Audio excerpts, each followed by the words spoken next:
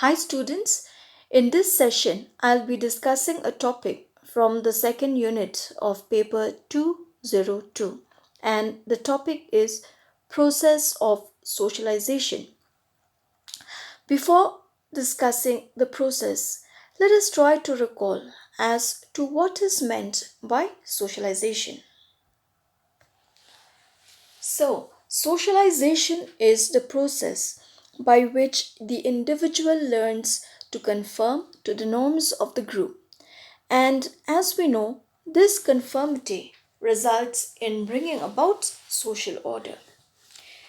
It is a process by which individuals acquire the knowledge, language, social skills, and values to conform to the norms and roles required for an individual's integration into a group or community. Now, to be specific, a dictionary of psychological terms describes socialization as, I quote, generally the process whereby an individual acquires the knowledge, values, facility with language, social skills, and social sensitivity that enables him or her to become integrated into and to behave adaptively within a society. The dominant usage of the term is with respect to the processes by which the child becomes inculcated with society's values and his or her own social rules. Unquote. This is according to Reber 1985. Now, socialization is also considered a lifelong process of learning whereby an individual learns to become a member of the social world. Now, all along, we have described socialization as a process. So, how does process work? Let us now see.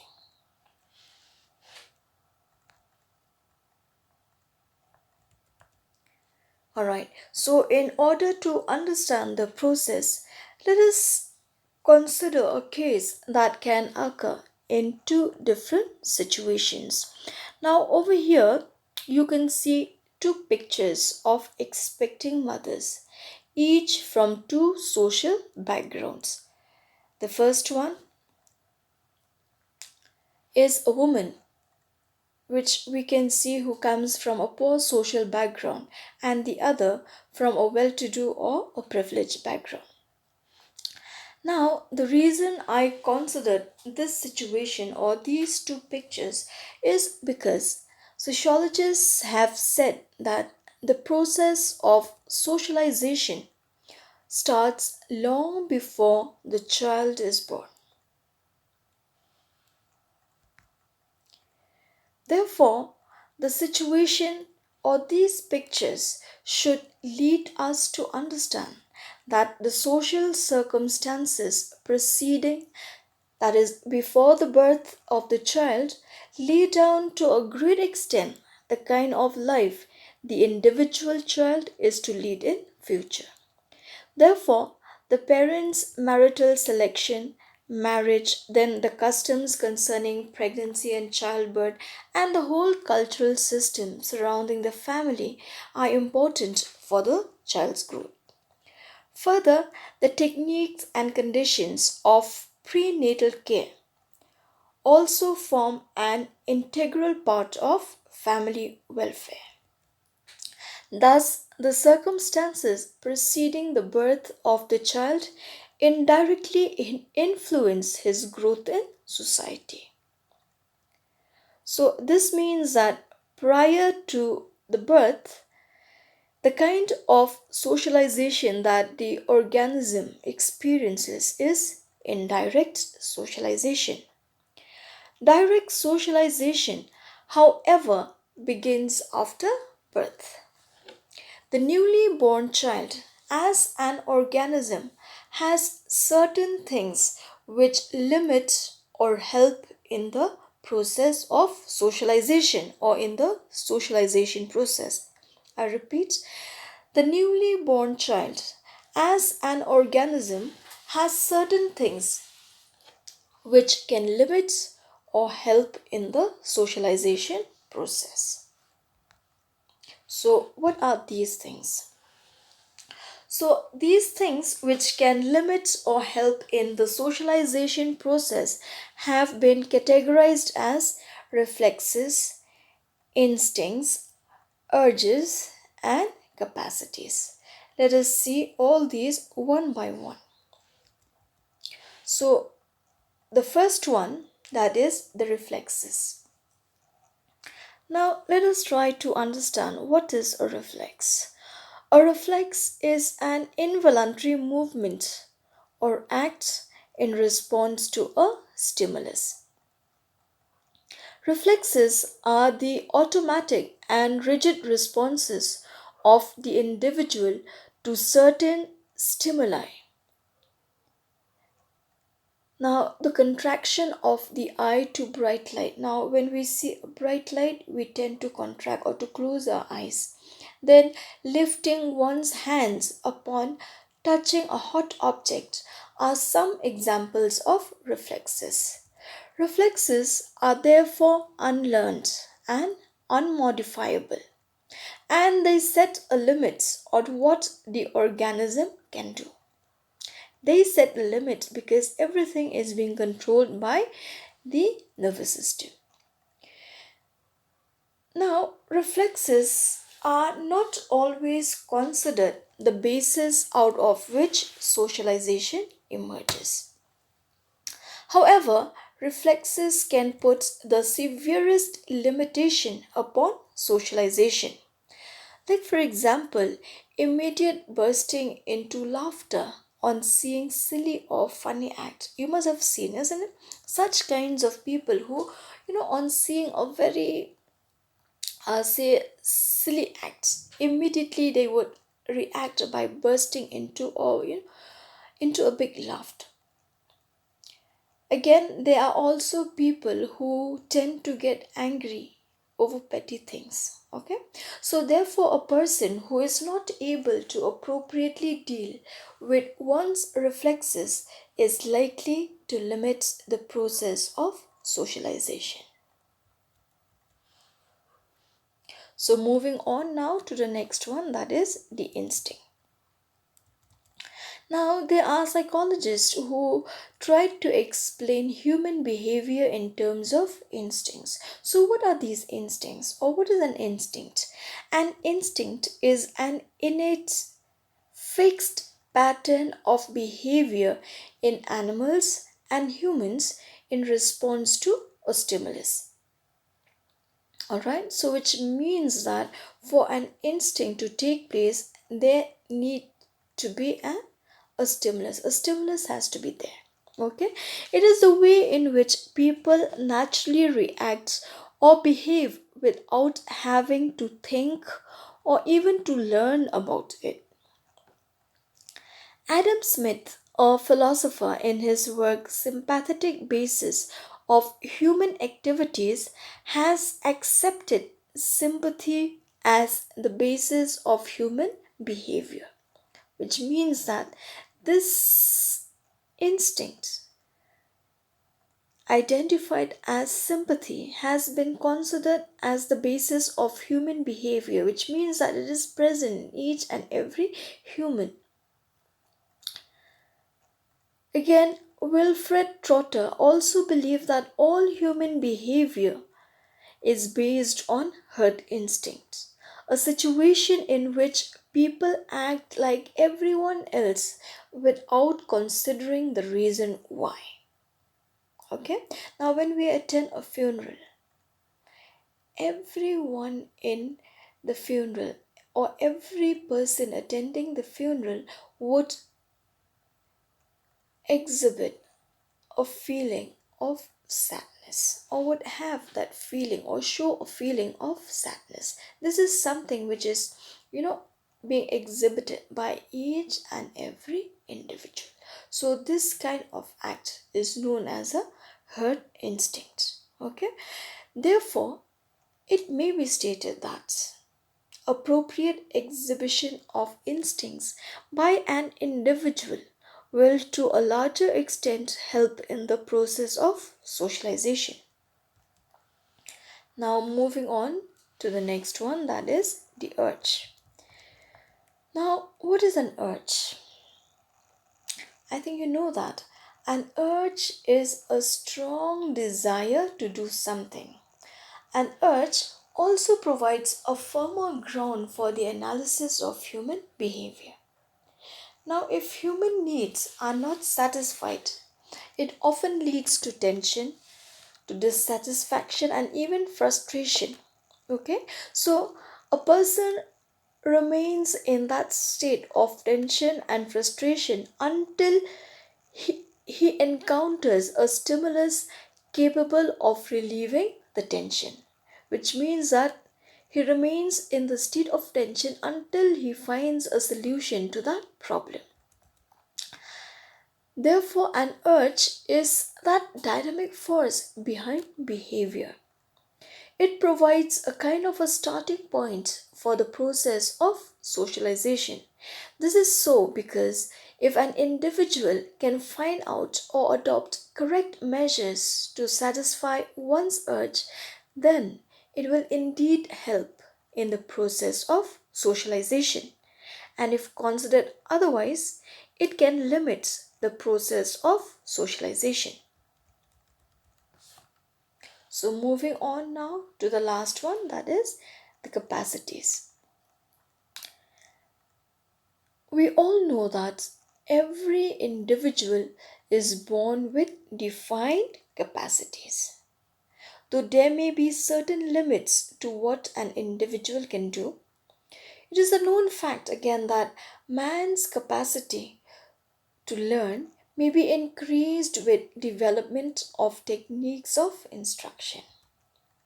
This in turn can help in the socialization process. However, at present, no human beings could learn as much as he could, even under favorable circumstances. For his learning capacity is never used to the maximum capacity for some reason or the other, thereby putting a certain level of limitation upon socialization. Now, for example, if a child wants to dedicate all his time to playing a particular sport, say football or cricket, now he would often get scolding from his parents or teachers because he is lagging behind in his studies. So, because of the restrictions faced by the child, he would not excel in any of the activities. This would therefore limit the socialization process of the child. Alright, so we now move on to the stages in the process of socialization so that we can understand the process better.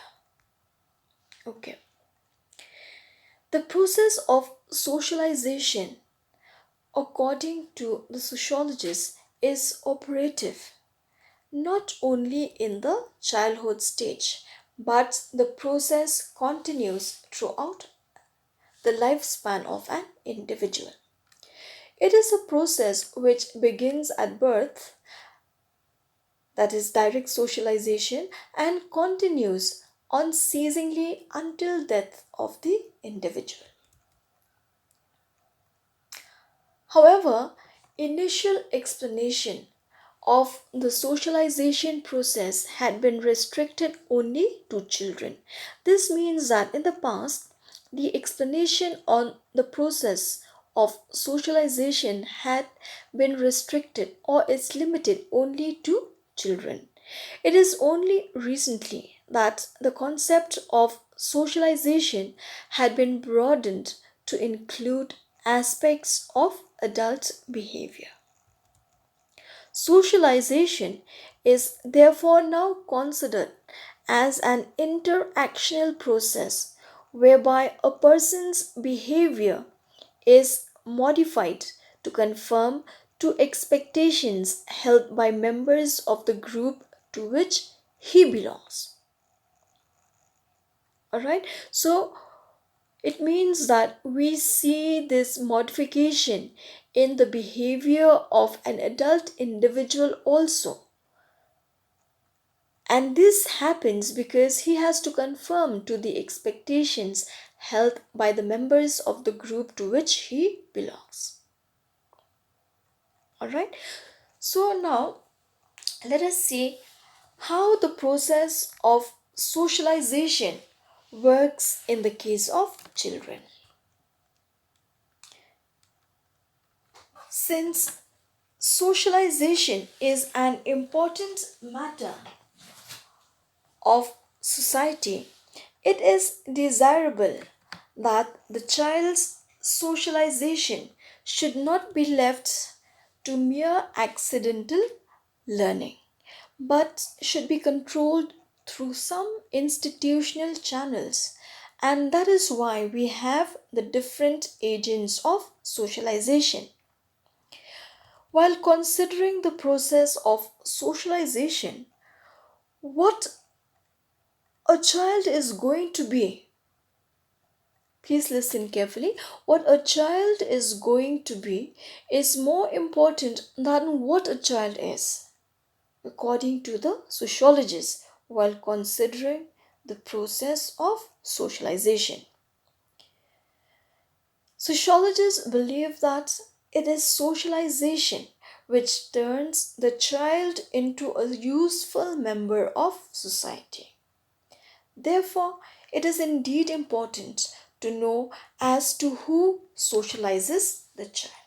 Okay, so in order to understand the process of socialization, because we believe that socialization begins or it starts right from the time the child is born, so it is important to know as to who socializes the child. Therefore, there are two sources of the child's socialization process. The first includes those who have authority over him, like the parents, the teachers, elderly parents, etc. They have authority over the child. And the second category are those who are equal in authority to the child. Okay? And those who are equal in authority falls in the second category, and this includes his playmates, his friends, his peers, so on and so forth. The socialization training therefore varies in content and significance according to which it is acquired from. Okay, so the kind of socialization training varies according to which it is acquired from. That is, whether it is acquired from elders or from peers.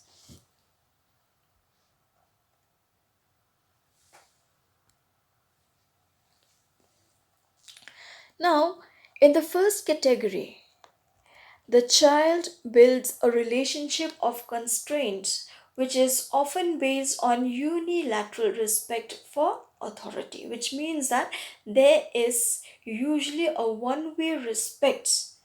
That is, the child should respect authority, who comes in the form of elders or parents or teachers. While with one's peers or equal, the child builds a relationship of cooperation. In the first category, the process of socialization takes place through authoritarian mode. Okay, so there are various reasons as to why sociologists suggest that socialization should take place through the authoritarian mode. We all know the patterns of behavior expected in the culture or in our society are not innate and not inborn in the individual. Or, in simple terms, we can say that no individual is born with culture of the society. Alright, so culture is something which is not innate. That is, the individual is born without any culture. Therefore, it is necessary that the persons charged or entrusted with the task of socializing the child must be given the power to command obedience, and this usually rests with our elders. The parents are therefore the first persons who are responsible in the socialization process of the child. It is from the parents that the earliest social stimuli to which a child is subjected come. The child responds to these stimuli firstly by imitating them. You must have seen small children imitating their parents, isn't it? Now, a child also learns to speak or to say the first letter through imitation. However, there are instances where the age gap and wide experiences separates the child from his parents. Okay, and so the child cannot fully understand the logic and the nature of things which are transmitted to him from his parents. This therefore causes the child to not follow or to disobey the rules, and in such cases, the child is subjected to coercion. That means that if the child disobeys through coercion or by force, he is being made to follow the rules of the culture and society. Okay, so if we consider the second category, that is the cooperative relationship with the peers. Now we see that the child also acquires something from his peers. We know that children also acquire or they learn so many things from their friends or equals, which sometimes they cannot learn from his parents or authority. From them or from the peers, the child acquires some of the informal aspects of culture, like the fads, the crazes, the secret modes of gratification, then forbidden knowledge, sexual knowledge, all those. Okay, like for example, knowledge about sex related matters is something which is considered undesirable for youth until marriage in our society or in our culture. Now, this knowledge the child receives from the equalitarian mode of the socialization process. Okay, so from the discussion, we can understand that both authoritarian and the equalitarian relationships contribute towards the socialization process of the child. Okay, so now we move on to the socialization of adults. Now, the socialization process of adults is easier than the socialization of children. This is so, firstly, because adults are motivated to work towards a goal that he envisions. Okay, now,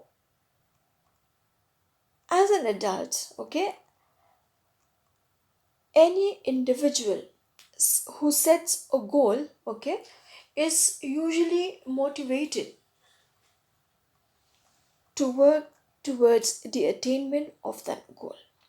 Secondly, the new role that he is trying to internalize or to co-opt into his life usually have similarities to the existing roles in his personality, which means that there is nothing which is novel or new in the life of individuals. Some similarity ought to be here and there, which makes it easier for an adult individual to internalize or to change oneself. And thirdly, it is because the socializing agent can communicate with him easily through speech, which means that as an adult, he can communicate with anybody. Okay, it becomes much easier for him to understand things rather than in the case of children. However, the socialization of adults can be a prolonged and difficult process. This is especially so when the roles to be learned are difficult and the responsibilities of the roles are heavy. Further, the norms and attitudes have already become deeply internalized, and so new norms and attitudes counters the learned norms and attitudes already established in the personality of the adults. For example, a socialized citizen would place human welfare above his individual gain. Now, if throughout his life a person has led a very simple life of earning his life through hard work, then even if someone forces him to perform or to do some immoral acts, okay, in order to gain profits or for his individual gain, he would not go for it. Okay, because why? The norms and attitudes are already established in the person or in the personality of that particular person. So, in that way, it becomes difficult for him, okay, to adapt into the new modes of life. All right, so to understand better, we will also have to look into the elements of socialization. Now, according to the sociologists, there are four elements which play their parts in the socialization process of the individual. These are the physical and the psychological heritage of the individual, then the environment in which he is born. The third is the culture in which he is because of the action and interaction between these elements. And the fourth one is the experience of the individual. Now, in relation to the first element, that is the physical and the psychological heritage, it may be stated that a child is born with certain physical and mental capacities to the environment of his family. Now, according to his capacities, he imbibes the culture of his family. Okay, all right. As soon as he is born, he grows up, then he imbibes the culture of the family. Now, if the mental and physical capacities are not good, which means that if he is having a weak mental or weak physical capacity, then he may not be able to make proper use of his environment. For example, if a child as an individual belongs to an agricultural family and he is weak physically, he may not be able to follow the family tradition, and in that case he'll be forced to do something else, okay, to break the norm of the family or the culture of the family. Conversely, if the environment is not proper, an individual even with superior mental and physical capacities may not be able to be at his best. For example, poor family environments may not be able to support the child to go for higher and professional education. Environmental stimuli therefore determine the development of human personality. The environment also determines whether the individual will turn out to become a social self or a self centered self. In this regard, Psychoanalysis have explained that an individual behaves in society in a way his family shaped him or her. Studies have shown that juvenile delinquents mostly hail from families who have suffered some restriction in the fulfillment of social relations, which means that juvenile delinquents mostly come or they usually hail from those families who have suffered social relationships. Okay, that is, broken families, either single parents, and so on. Okay, they are, the environment which leads to juvenile delinquency. Now, considering the third element, that is culture, we know that there is culture peculiar to each group. Therefore, an individual who lives in a group has to conform to the traditions, beliefs, and ideals of that group.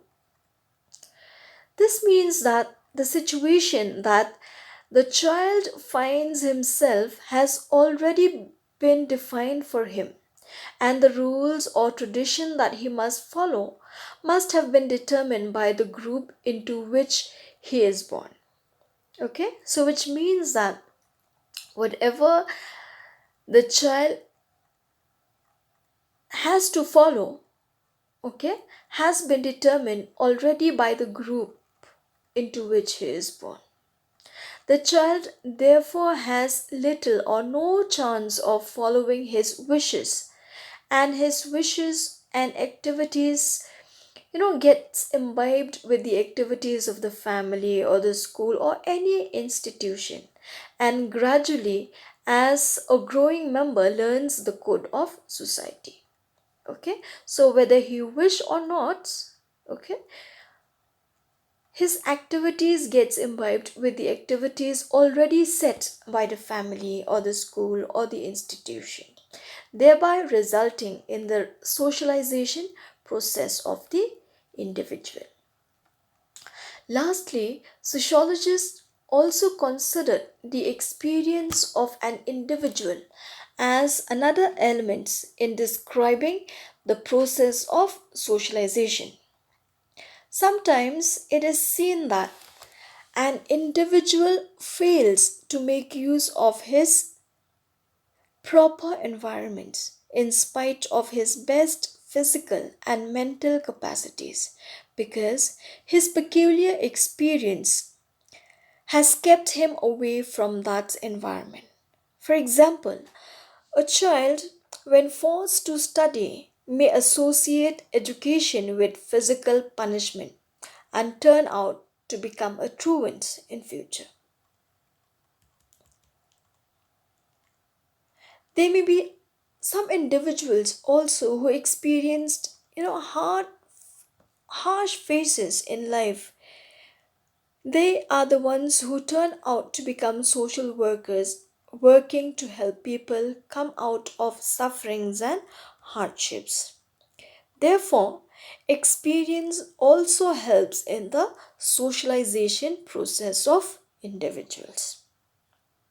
From the discussion, we learn that the process of socialization or socialization process is not that simple.